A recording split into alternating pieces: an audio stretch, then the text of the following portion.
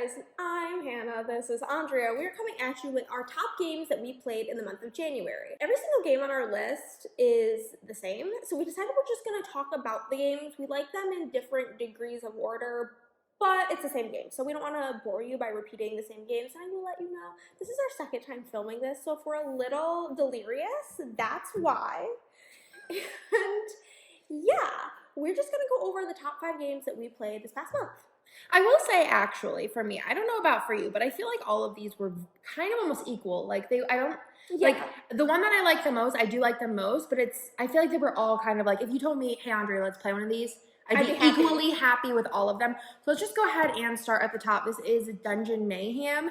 And this one here is technically, I don't know if this is an expansion because I feel like you could probably play it by itself. Why not?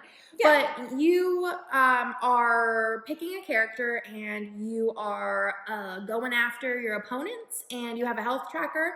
It's a nice quick game. And you can play up to 6 people, which is nice, but also at 2, it's fun as well. It's a good one for travel because it, like I said, we can play it at 2-player. It's good even like on the airplane because there's so little like going on in front of you. Yeah, but each character has like 3 unique abilities, which are listed on their specific reference card, and some of them are just so funny. Like is she on here? This girl right here. She has a card where basically every opponent has to give you a compliment or they take damage. And it's just like silly things like that. And then this one you have to dance. Yeah, the owl. So it's just like a hoot and good time. It's a game we like to play like at the beginning of our game night or at the end of the game night to like kick it off or like a good farewell. And I love the theme, obviously, with it being D&D. I think is super cute, so super fun. And I also really love the organization of this. I was talking about it for like the entire time we were playing. I'm like, oh, the box is just so good. The organization is just so good. I just love everything about it. And for me, we used to do a lot of appetizer, dessert of Here to Slay and Unstable Unicorns. But for me, I like this a little bit better because I do love the damage dealing and you're like chipping away at your opponents. I like that aspect of it versus the kind of like collecting things. And there is still quite a bit of take that and it's a quicker game. So I think it still fits the bill, but this was definitely one of our favorites in January. Next up, we have Rolling Realms, which is a Stonemaier roll and write game. And I feel like we've been really, really, really into roll and writes lately. They're just so fun and so satisfying. And there's so many combos. And in this game, you have like different cards that are your realms, which represent different games. The ones in here are all Stonemaier games, but they have since started doing other games by other publishers. And there's like little puzzles in each card, and it's just like so much fun. And I immediately went afterwards and purchased all of the packs of games that I have played previously. Like there's Parks, there's Obsession, there's Cascadia maybe, or Arc Nova, and I am just so excited. They've already shipped, but I really love Stonemaier games. You're not a huge fan, but you do like Wingspan. Yeah, and like I can see why people like them. They just like aren't usually like my cup of tea, or I'm just really bad at them. But overall, we had a blast. It's a nice one that's 1 to 6 players and will also be great for travel. Next up, we have Siderial Confluence, and this is actually not even our game. It is our gaming pal Tony's game that he brought over for us to learn. And I will say, it's very shocking for WizKids because usually their rulebooks are pretty good, but the rulebook for this was atrocious. The videos on it are all atrocious. And the wording on the faction mats. It's a game where they really want you to be in the lore of it, but it probably would have benefited for just calling things what they are. Like, just call it the production phase. That's what we're doing. But once we got past the verbiage and figuring out our characters, this was a super fun game where like everything is done kind of simultaneous. So even with a lot of players, because it goes up to 9 people. 9, which is wild for a non-party game. Yeah, it's not like you're waiting around for your turn. Exactly. And I will admit I was not very excited to play this game. We all sat around and like basically you read the rule book to us for about 40 minutes. And then during that 40 minutes, I just kept rereading my faction map because I had these like fleets with mine. And I was just like, what does this even mean? And then once we started playing, I was like, I could rewrite this instruction book, this rule book, and make it so much better and easier to understand because it's not a complicated game. No, they make it complicated. Just complicated verbiage on how to play. But once we started playing, it was so fun. I love like the trading and just like pressuring people and like trying to like make deals.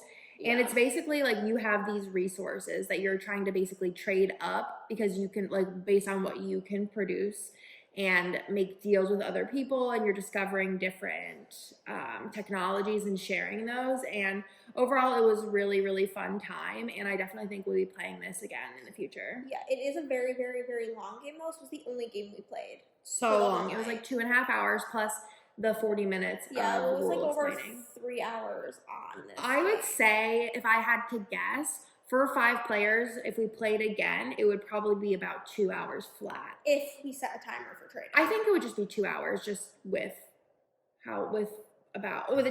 is actually what they say it is. Yeah. So I think it would be about 2 hours, like on second play. Yeah. If we say play the same factions. Also, I think learning the different factions because everyone kind of has their own something going on. Yeah. So I think also if we played with the same ones, but if we did play with different ones, it might take a little bit longer. Yeah. If somebody wasn't able to like explain the faction to you. So yeah. Overall, we loved her. That's pretty clever. I should probably introduce this game because for some reason I can never remember the name of it. But this is one that was on my wish list for Christmas, and Hannah so kindly gifted it to me. This is by Stronghold Games, and this was a banger, which usually Stronghold Games are for us. And this is a cute little roll and write, and we have played it at 2, 3, and 4 players, which is basically the whole spread besides 1 player. I think this one would be good at 1 based on kind of like what I'm kind of thinking it would entail. But this is just a really fun roll and write, lots of combos going on, and it is a game that is also kind of feels simultaneous because of the passive round. After every person's turn, you get to take a dice, which then leads you to be interested in what they're doing because you're like, ooh, are they going to take that? Like, what are they going to take? What am I going to be left with as a dice for my turn to make the optimal moves? Yeah, we did find we do prefer it at 2-player, but it is still like, say it's like a 5 out of 5 at 2-player, it's like a 4 out of 5 at 3, 4 players. It's still amazing. I think it also depends on who you play with. That's true. That's fair. But I feel like overall we had a great time playing it in all the different ways. The colors are really pretty. Even like the papers are really pretty. It feels like you're like looking at neon signs in Las Vegas, and it is very combo-tastic, and it's just a blast. A blast. And this is, I think, the most surprising game of the whole shebang here. And this is a game that was gifted to us from our favorite board game shop, Tanuki, and it is called Photograph. I think you're better at describing this one than me, though. Okay. So this game here is just like a card game. There's no other components in it, which I think is quite nice, and especially for travel.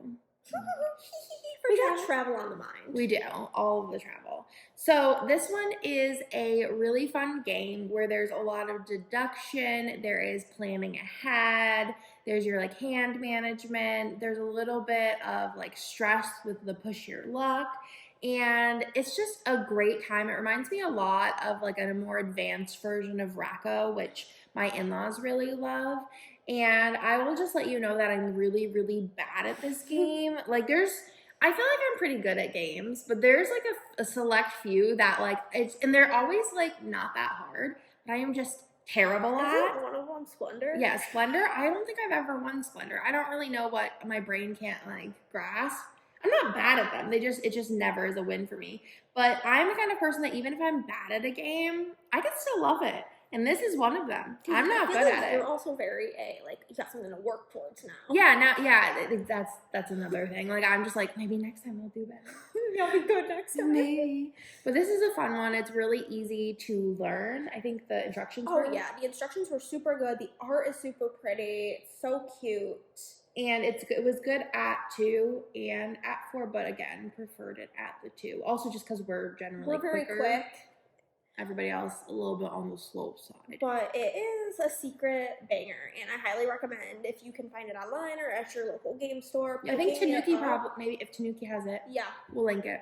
It is just so fun. We're so glad that they introduced us to this game, because I don't think it's one we would have picked up otherwise. No, I wouldn't have even thought about it. But now I'm like, what are all these little games? I want to look at all the teeny tiny games. So that was our top 5. That, my friends, is everything for this video, our top 5 for the month. We hope you liked it. If there's any games that you think that we need to check out based on these recommendations, let us know. But we will try and link everything down below for you. Definitely subscribe if you're not already, and give us a little like, and we will talk to you in our next video.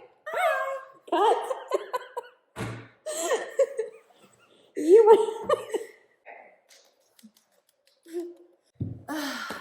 I had a fear the last like 3 minutes. I was like, oh fuck. But I was like, oh, I hope it's just not under 10 o'clock. So I just like to let you guys know that we're filming this for the second time because my alarm went off. Okay, number 5. Our top 5 videos from January. Videos? Games. Just sitting here talking to nothing.